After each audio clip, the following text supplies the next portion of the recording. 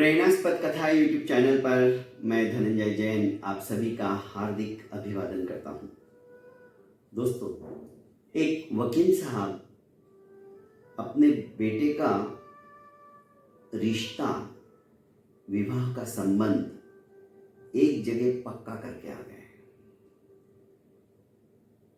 करीब रिश्ता फाइनल होने के पश्चात 1 महीना हुआ होगा, वकील साहब किसी कारणवश अपने होने वाले समधी जी के वहां पहुंचे। अचानक गए तो देखा समधन जी खाना बना रही थी, बच्चे टीवी देख रहे थे, होने वाली बहू भी टीवी देख रही थी। आनंद फानंद में सब उठे, कोई पानी लाया, कोई चाय बना के लाया, कोई नाश्ता लाया। समधी जी करीब आधा घंटा बैठे, कुशल क्षेम पूछा और चले गए। ठीक 1 महीने बाद वकील साहब फिर से अपने समधी जी के वहां पर अचानक पहुंच गए तो देखा समधन जी झाड़ू लगा रही थी, बच्चे पढ़ने में व्यस्त थे और जो होने वाली बहू थी वो आराम फरमा रही थी, सो रही थी। इस बार भी वकील साहब करीब आधा घंटा रुके, कुशल मंगल पूछ के चाय पानी लेकर रवाना हो गए। 10-15 दिन बाद ही वकील साहब फिर से अपने होने वाले समधी जी के वहां पहुंचे तो देखा समधन जी बर्तन मांज रही थी, बच्चे बाहर खेल रहे थे आंगन में और होने वाली बहू नेल पॉलिश लगा रही थी। इस बार वकील साहब ने भी थोड़ा समय और व्यतीत किया और अपने घर आ गए। करीब 2-3 दिन के पश्चात ही वकील साहब ने फोन करके कहा कि ये रिश्ता हमें मंजूर नहीं है, हम ये विवाह नहीं कर पाएंगे।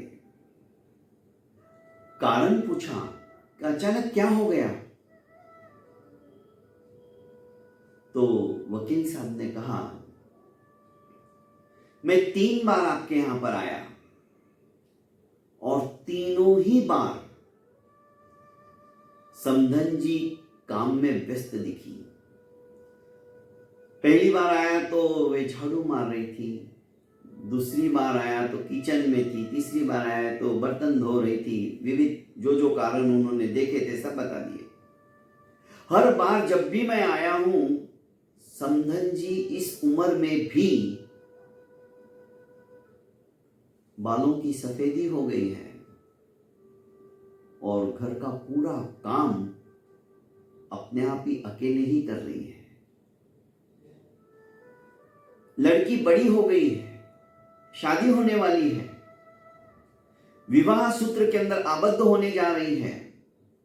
घर में मां अकेली काम कर रही है, देखते हुए भी जो टीवी देखने में मस्त हो, सोने में तल्लीन हो और नेल पॉलिश करने के अंदर ही अपना समय गुजारना पसंद करती हो, तो माफ कीजिएगा,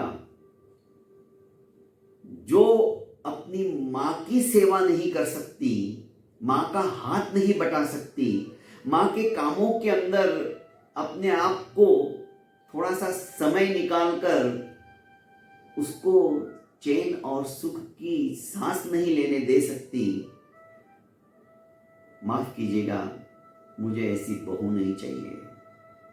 मैं अपने घर के अंदर एक ऐसी बहू लाना चाहता हूं जो कि मेरी पत्नी का, मेरे होने वाले बेटे का, मेरा पूरे परिवार का ख्याल रखे। मैं शोकेश के अंदर सजाने वाला गुलदस्ता लाना पसंद नहीं करूंगा। जो अपनी मां की सेवा नहीं कर सकती, वो पराये लोगों की क्या सेवा करेंगी, क्या अपेक्षा रखें मुझसे। यही कारण है कि मैं आपसे माफ़ी चाहता हूँ, मुझे यह रिश्ता मंजूर नहीं है। बात सभी के लिए नसीहत भरी है दोस्तों। आज हम अपने बच्चों को उच्च शिक्षा देने के लिए लालायित रहते हैं, दिन रात मेहनत करके उनको अच्छे से अच्छे स्कूल के अंदर दाखला दिलाते हैं, पढ़ाते हैं, पर घर के काम, घर परिवार को समेट कर रखने की बातें, ये संस्कार हम बच्चों को नहीं दे पाते। फलस्वरूप आज जैसे ही विवाह होता है, माँ बाप की सेवा करना तो दूर रहा, दोनों दंपत्ति अलग होना पसंद करते हैं, अलग घर लेना पसंद करते हैं, अलग चूल्हा जलाना पसंद करते हैं। दोस्तों, थोड़ा सा चिंतन कीजिए। हम जैसे अच्छी बहू चाहते हैं तो सामने वाला भी अच्छी बहू चाहेगा, इसलिए अपने बेटियों को भी वो ही संस्कार दो, क्योंकि बेटी ही बहू बनने वाली है। बहुत कम घर ऐसे होंगे जो बहू को भी अपने बेटी के रूप में स्वीकार करते हैं, वहां पे संस्कार भी वैसे होते हैं।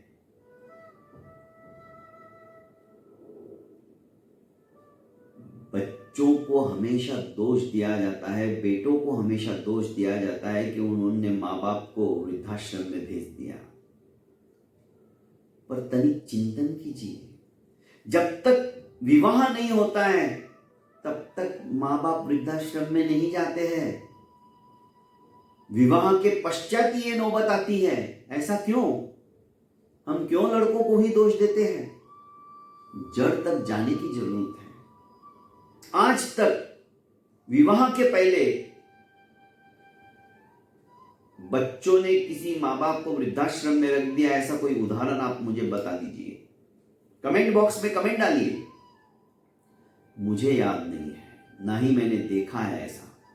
हाँ, विवाह के पश्चात ही माँ बाप की केयर नहीं होती है और उन्हें वृद्धाश्रम में छोड़ दिया जाता है।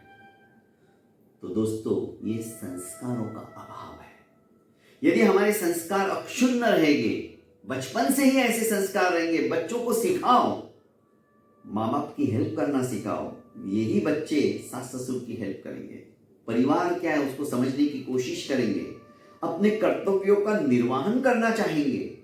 यदि ये सब नहीं कर सकते दोस्तों, तो मैं समझता हूं हम अपने कर्तव्य को भली भांति से निभा नहीं पा रहे हैं।